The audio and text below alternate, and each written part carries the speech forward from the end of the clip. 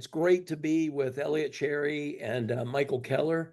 Elliot is married to Britta and the pastor of 12 South in Nashville Hmm. in the Midtown group, I guess. Hmm. Yep. And Michael is married to Sarah, and he is the pastor of the Redeemer Lincoln um, Square Church in Manhattan. And what part of Manhattan? Lincoln Square, I guess. But Yeah, in the Lincoln Square area, which is near Lincoln Center, which is our art center. It's in the 60s over on the west side.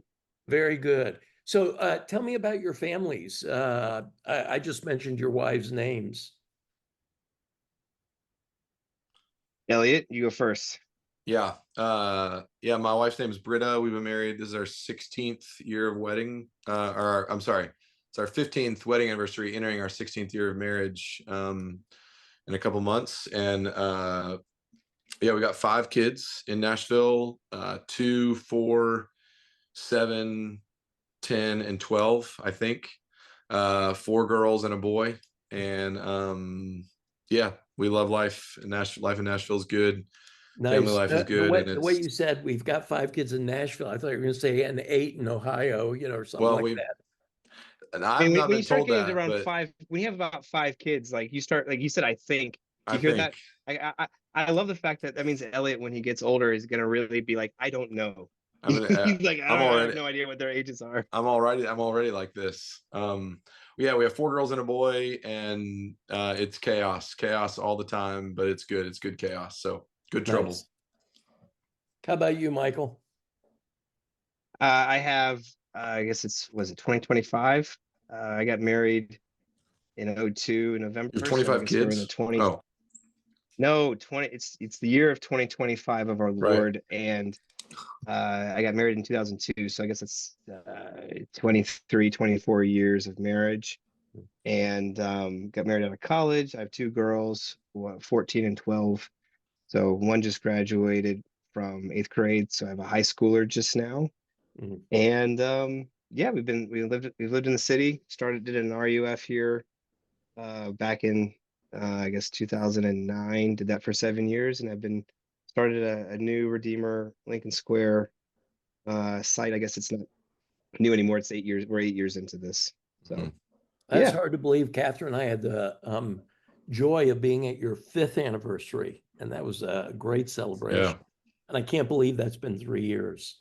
Yeah. Um, uh, Incidentally, Michael, Elliott, and I have the privilege of being in a group together that meets annually. Hmm. Ray Cortese started it, and we've been to Scotland and to Utah and mostly to Nashville. Hmm.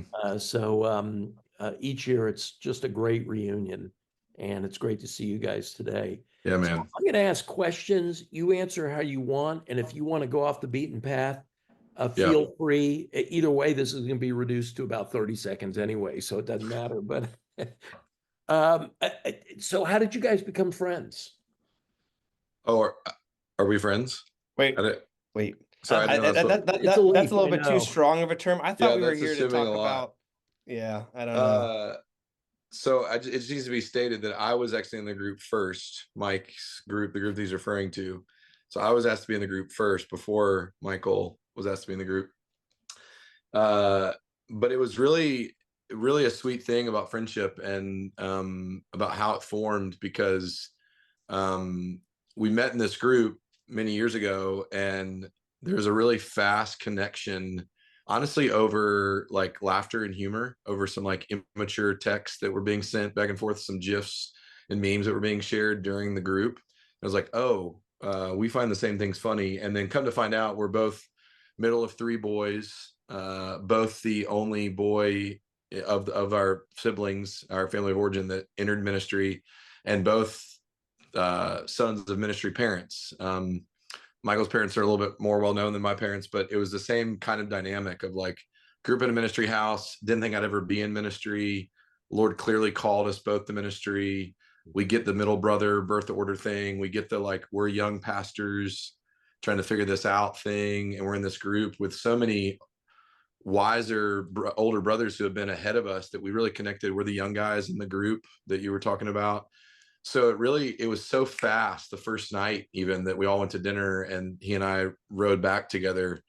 It was like, oh, we have so many things in common. I think this is going to be, this is more than just like, we'll see each other once a year. This will be a fast friendship.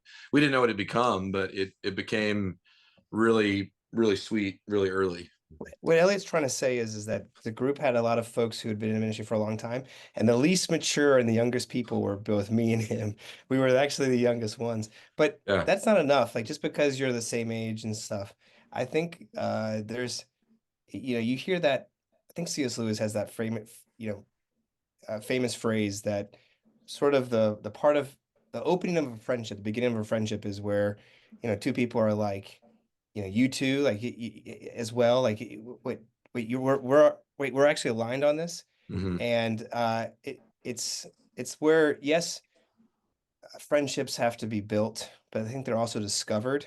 Mhm. And I think there was a discovery for both Elliot and I. Both of us have been in ministry long enough to know that we look around at other people doing ministry, and this is the benefit of a cohort that we were in. We got to see like, oh, that's when that person has this gift, and that's why they're doing ministry that way. Mhm. And this person has that personality, and that's why they're doing it this way. And when we met each other, we're like, oh, there's somebody here.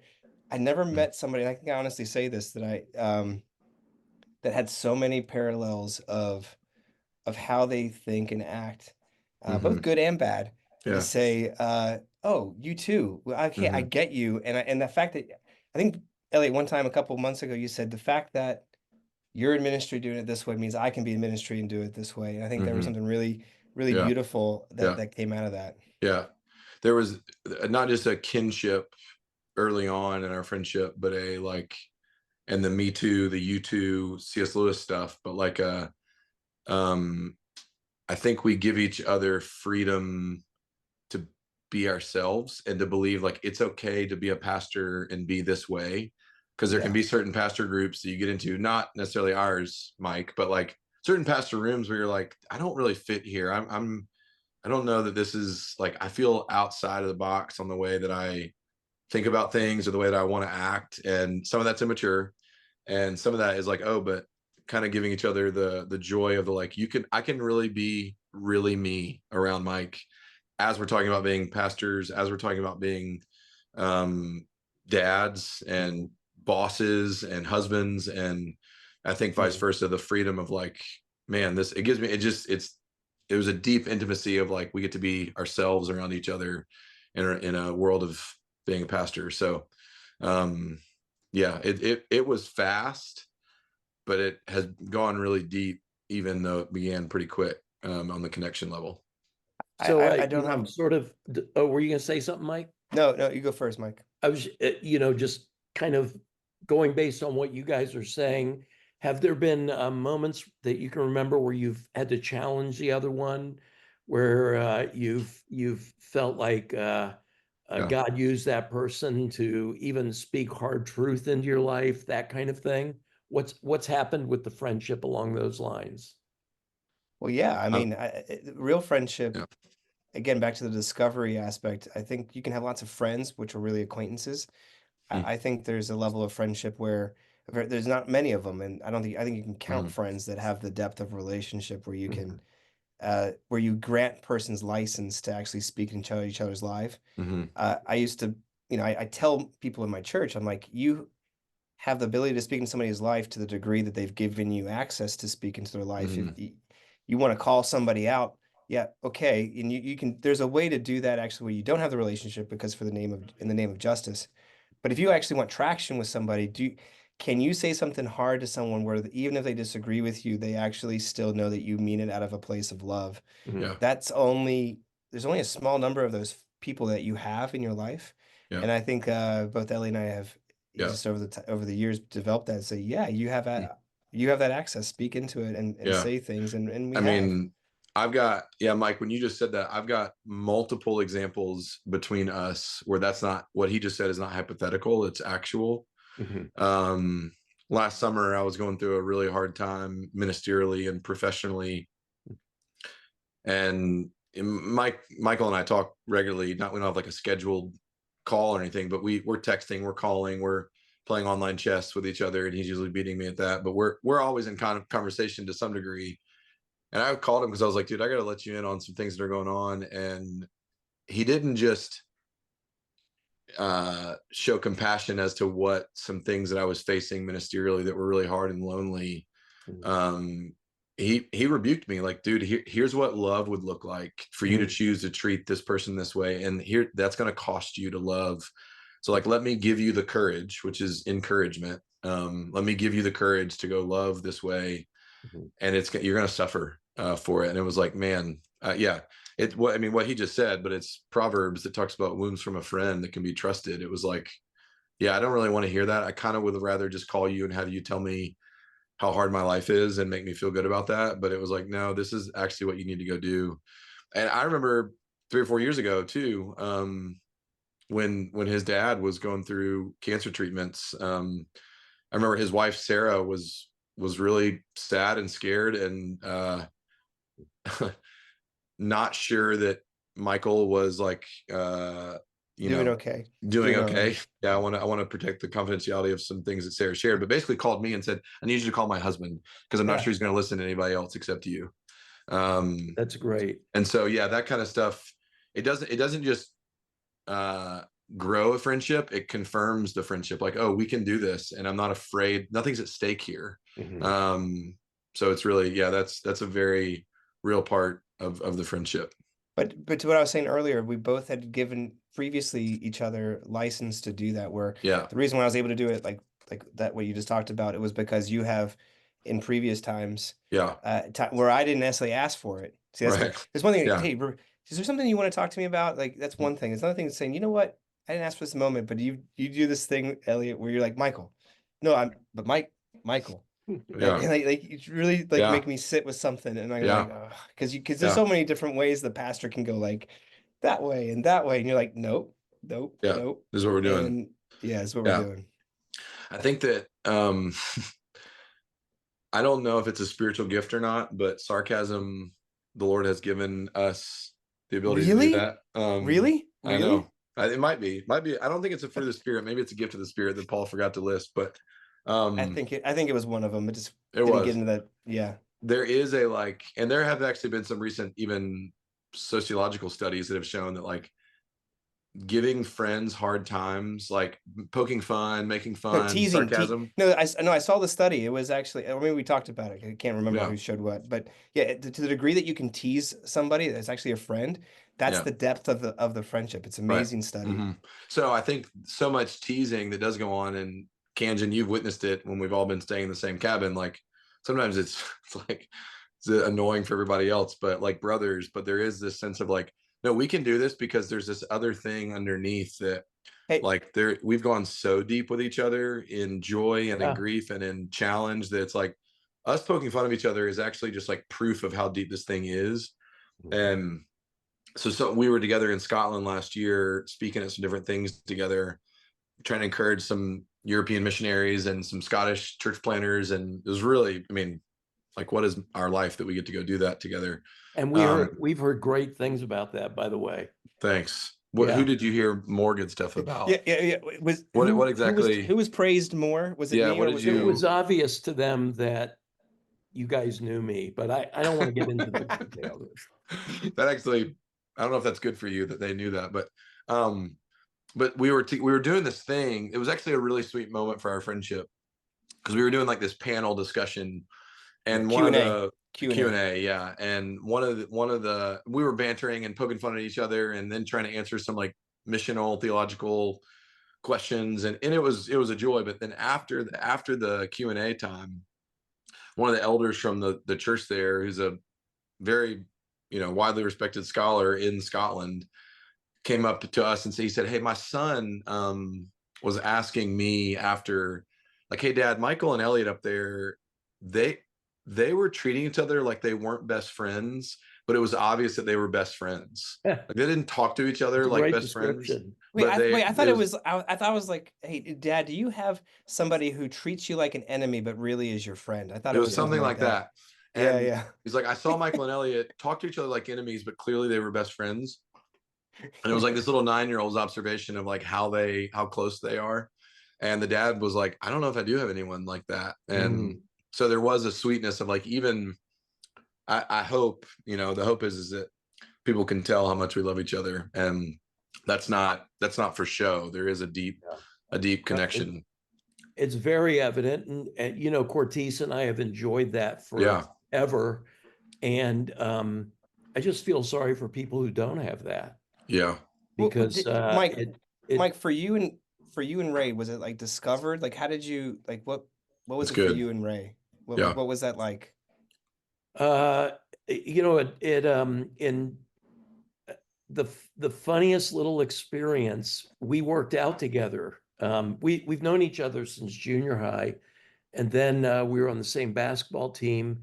And towards the end of our high school years, we worked out together and just laughed a lot. I went to his house after work on Sundays, and we made dinner together, then went to church that night together, listened to comedy albums, get any good hints, pickups, Yeah. but just them roommates in college, and some years apart and together. It was very organic. Have you and Ray ever Beautiful. been ministerially, pastorally in the same city? We've never been. We had one Yeah. opportunity where maybe we could have, but didn't.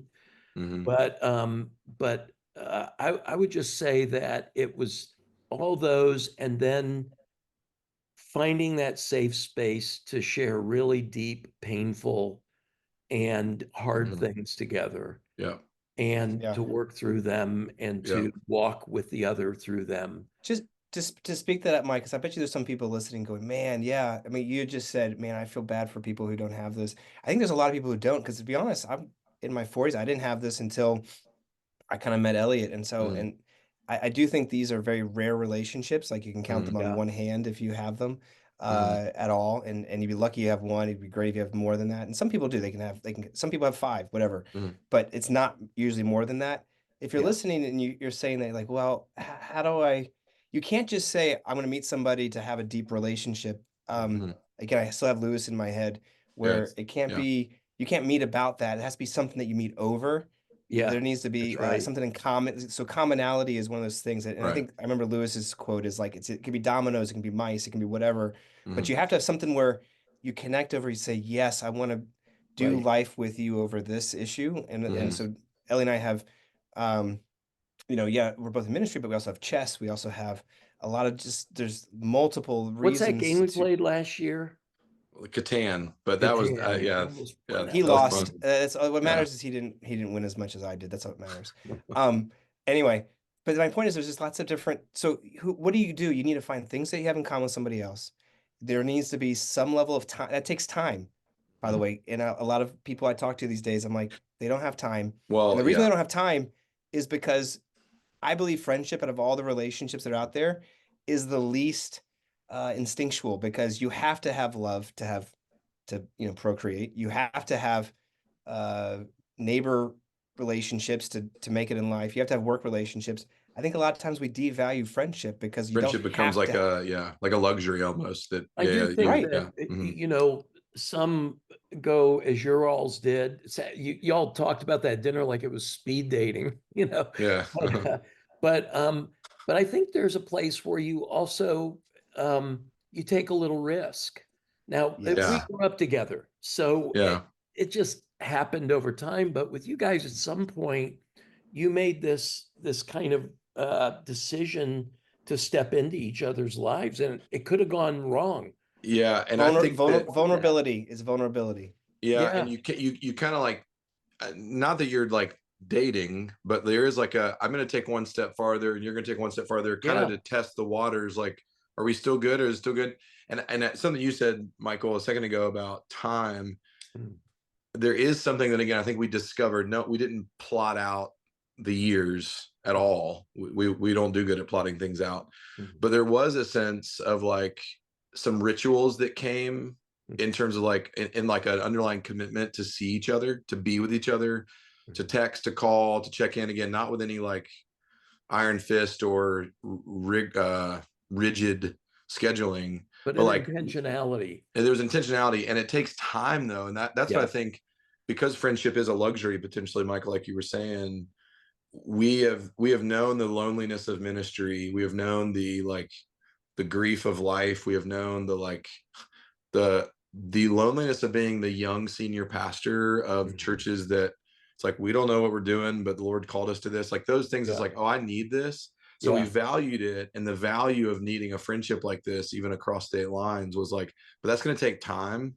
So like we stay together every year with each other at GA. You come to Nashville every December. You already were doing that with your wife as like an annual overnight, and we'll see each other. And then it was like, okay, but we got our annual group together with Khandjian and Ray and those guys. There just became a sense of like, oh, the Lord has like already set this up in some ways. But we've also met, I mean, there was a stretch last year where we realized like, oh wait, we've seen each other like 10 months in a row. We tried to make it 12, maybe we made it 8 or 9, I don't remember. And then I think I broke the chain. It was my fault. But there was a little bit of like, man, we just really want to see each other, and this costs money and time. But like my wife and I go to the city. We were just there a couple weeks ago, saw Mike and Sarah. Like we're going to make the effort to try to cultivate a friendship, because this doesn't just happen. And we may go 6 months without seeing each other, but there's built-in things where we're going to spend the cost financially and temporally to keep this cultivated. As I'm listening to you guys, I'm thinking about a group that meets once a year. And in some ways, your friendship with each other makes our group better too. And the other friendships that are in there, it isn't just the two of you. And it takes me to your dad's funeral, Michael. And I think that obviously we're honoring this man that we think is amazing and has helped shape us. But the truth is, we sat together as your friends, and we were just as proud of you in that service as we were honoring your dad's memory. And that made that very, very special. It's true. So this thing that's happening with you guys has helped forge this other group that wouldn't have been as tight into something very special. Well, and I think again, I think we just undervalue it. I'm struggling with this with New Yorkers, is they don't realize how, if we're made in God's image, and therefore there's aspects of God that we actually can see in each other if we actually relate to each other. I think we undervalue that as an office to perceive and get into. It takes that time and effort. And so in today's busyness, where we're always entertaining and always looking and scrolling and things, just spending that time and I like what Elliot, you said, that just takes that effort, but it multiplies out into not just our relationship, but then it really does. And at the end of your life, and I'm closer to the end of my life than you're at the end of your life, but at the end of our lives, you're going to look back on your friendship with each other. Ray and I do a lot of reflecting now. And you're going to look back and say, there weren't a ton of friends that close. That's good. Few. So it's really good. Fortunate thing for a person to be able to find those friendships. Yeah, that's good. Yeah, and I think that there's like Michael, you're really kind to think about like what would people which one's Mike? Which one's Mike? Which one's Michael? Well, I don't care. Okay. You were just saying like people that are watching or listening, I want to be considerate of that like people may watch or listen and go, I don't have that. I don't have an annual group that meets. And I wish I could give like a formula for it. I mean, some of the Lewis stuff you're referencing from the 4 Loves is great on like, it needs these features, which is true. I honestly, I don't say this like to over spiritualize it. The Lord did this. The Lord brought us together when he did. The Lord overlapped the lives. And so, and I don't say this flippantly in any way, but like to pray for it. Like the Lord knew what we needed before we asked, but we both knew we needed it. And like the Lord gave it, and the Lord gives good gifts. So there is like ask the Lord for it. I will say this, what maybe we could be a hope for, a proof of, it's not impossible to have deep friendships across the country. It's also not, it doesn't mean you have to talk every day. Sometimes we go weeks without talking, and but like, I know the moment we see each other or connect, even if it's for 5 minutes on the phone or for a couple hours in New York, like a few weeks ago, it's like, we're gonna laugh, we're gonna go really deep, we're gonna laugh some more, we're gonna go really deep. We're going to go in and out of that space and like fill up the friendship tank, Mhm. you know, as the but there story is, builds. but Elliot, you just get, to me, I just heard a formula. You need to spend time with each other. That's true. There has to be Yeah. something in common. Yeah. You have to be vulnerable at some level. Like, Yes. and teasing, maybe that's a cultural manifestation, but there's some level of intimacy Yeah. That's and true. attention and intention Yeah. and fun where we're actually saying, but there's a costliness to that because time is Right. costly, vulnerability is costly because Right. Yeah. we're giving each other access. Yeah. But so there is aspects to say that's what it would take, but you're 100% right that like just because you have all those things doesn't turn it. Right. It's like me with you can put flour and sugar and Right. I still will mess it up. I can have Yeah. all the Yeah. ingredients and it doesn't mean I'm going to make something beautiful. Right. But Well, Right. and I think what Elliot said that's so important is that it's worthy of having a vision for Mhm. and praying Mhm. towards it, Yeah. Mhm. you know? That's good. Yeah. And like you said, God met you there and Yeah. with each Yeah. other. It's really Yeah. wonderful. Yeah. And Well, there's not- me a little bit more for Elliot than Elliot for me, just to be clear. Because I he's had like, noticed he's that. just a couple years older, had so he noticed still that. feels like he has something to offer me, even though I've been a senior pastor longer. So I have But some things I am that a little more but I am wiser, so that it's just more, it's okay. It's part of who I am. I see you all That's as what wise being people very say. much the same in whatever I think of you. Yeah. No, you Don't know, know if I the like that, reality but is okay. that you're two brilliant young men that God is doing great things through. Thanks. And the fact that he's given you each other is just a real blessing. Yeah. And Michael, you know, Jeff White's in our little circle now. And in fact, he and Ray were just up here a few weeks ago. I wouldn't trade these friendships for anything. Yeah. Right. And I Yeah. wish them on everybody. Yeah. You all have collaborated some in Scotland, any place else? Do you We uh, haven't writing? spoken anything? together. Michael. Sorry, I have to distinguish Michael. This can be a promo. Michael's written a book. He won't talk about it, but he's written a book, co-written with his dad, but he wrote most of it. Comes out early next year. And he let me into that. I didn't collaborate. I'm not an editor or a writer, but he let me into that process to get to put eyes on it early on, rough drafts, and I've read most of it. It's really good. I probably won't buy it since I've got all the rough drafts, but both parts, Tim's yeah. and Michael's, or Yes. Well, okay. I only edited Michael's parts, but I would say the other thing we've gotten to collaborate on, and this is real, is pastoral stuff, like organizational things, building things, staff things, preaching things. We collaborate on sermons. We listen to each other's sermons, one for encouragement, but also to steal stuff where it's like, hey. By the way, I was talking to somebody on the phone. I'm not gonna tell you who it is, but she was like, I was listening to Elliot's sermon and it was talking about joy, and joy's this. It's not happiness. I was like, that's my stuff. And she's like, no, I don't think so. Elliot really did a good job with it. And I said, wait a second. And, No. And then I'm like, it's not important. No. It's not important. Don't split hairs. It's not important. Elliot, I was like, but actually, it was Elliot's just way of doing it, because she actually listened to a lot of stuff that I was doing on Joy, because we're collaborating, and so it's just fun to hear her listening. We really do, and that we'll text stuff about like, hey, have you ever preached on this? And I'll go listen to his sermon to help get my mind going. And there is like real world applicable skill collaboration on it too. That's fun. He's got tons of great resources. He does this leadership training thing on Sunday nights. Is it Catalyst? Is that what it's called? Whatever it is, where it's like, hey, I need that 8-week material or 12-week material, whatever it is, because I need to look through it for my own stuff. Like swapping of ideas on like honing the craft of this job. We do that a lot. His website stinks, so I'm always like, bro, I'm trying to find out what have you preached on? How have you done this?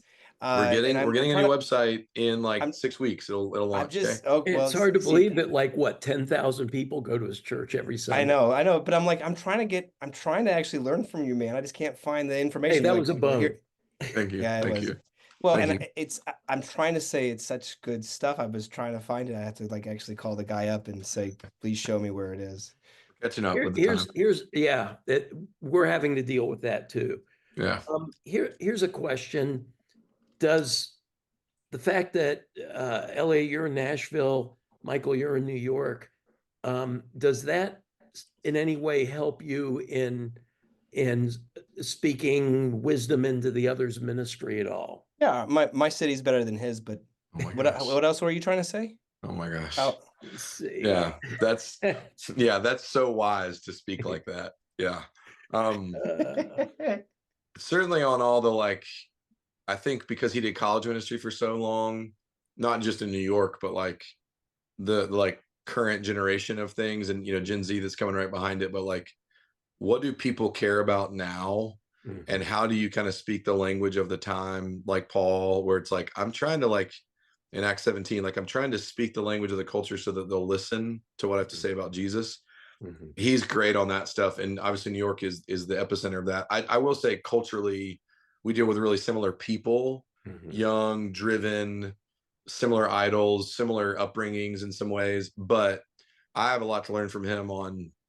I think New York's probably 5 or 10 years ahead of where Nashville is on certain cultural things that like, but I'll push back on that just a little bit because of what social media has done, which is flatten culture a lot. yeah, A lot of the things that I'm dealing with is a lot of the very same things that you're dealing with, Elliot, yeah, and therefore we actually there's a common language that's actually developing. There used to be a lot more locality. There's still distinctives. Don't get me wrong. yeah, There's distinct idols. There's distinct right, contextual issues that we do talk about, like, well, you do it this way, but I have to do it that way. yeah, But there actually is a lot more commonality than I think these days than there used to be because yeah, of what social media has done. that's true. That's true.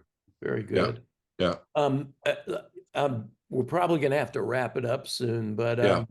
anything you all want to add, anything you would do to encourage? I just say this not to be morbid, but one of you guys is going to probably preach the other's funeral one day. Man. You Well, think we haven't about actually. that. I hadn't thought about that. What do you, Mike? What did you tell me? What is that? What's that I just like? think it's a beautiful reality. Mm. Ray and I, one of us will probably preach the others or speak Yeah, at the man, other's funeral. man. That God's given us something to take all the way to the announcement that the other lives because of Yeah, the resurrected Christ, and our Yeah. friendship fuels that to some extent. So man. that's kind of cool. Here's what I'll say about that. This is where I don't think it's ADD. I think it's where the Spirit just took my imagination. I Could be ADD still, but whatever. could be Spirit could Can use ADD. Spirit who made me ADD, so we got a problem with it. Take it up with him. But I think that man, when I hear you say that, Khandjian, here's where my heart went. So a few days after his dad died, I flew up to the city to be with him. We drank whiskey and bourbon on his rooftop till very late on that night and the days following. And then he left town to go get away, which was great. But I remember like, I'm just so sad that my friend's sad that he lost his dad. I was so sad with him. I was so sad for him, and it was intimate. Here's what I just thought of when you said doing each other's funerals. I wasn't even presuming that I would like be the guy that would preach his funeral. Maybe there's a lot of people that would want to preach at his funeral, and friends of his parents and other mentors that like people. I would not presume that I'll be the guy to preach at his funeral. I know I'll be really sad at his funeral. That's what I thought of. Like we will all miss one another when Yeah. it comes to those friends. Yeah. It will be And profound. so What I would be honored to. When you just said of the other's funeral, I just thought, man, I'll be so sad when he's gone. That's all I Yeah. could think of. Not if I get to speak it or not, but I'll just be sad.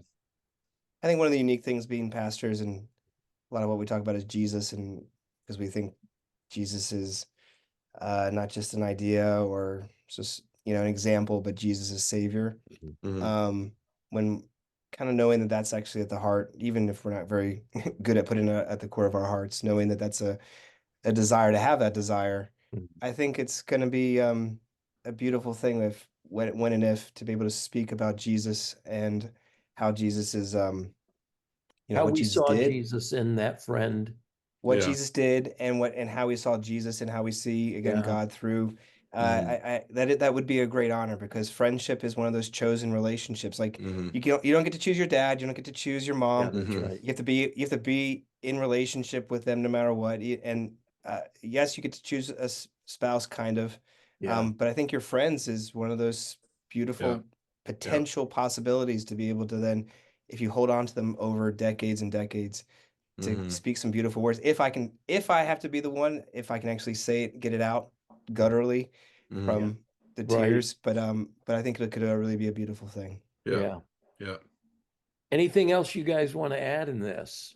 Any last shots you want to take at each other, or We'll save that for after the recording stops. there you we'll let go. the yeah. You guys did a great job. You are Thanks. dear Thanks for brothers. asking. You're great pastors, and your friendship is precious. Thanks, Thank man. you.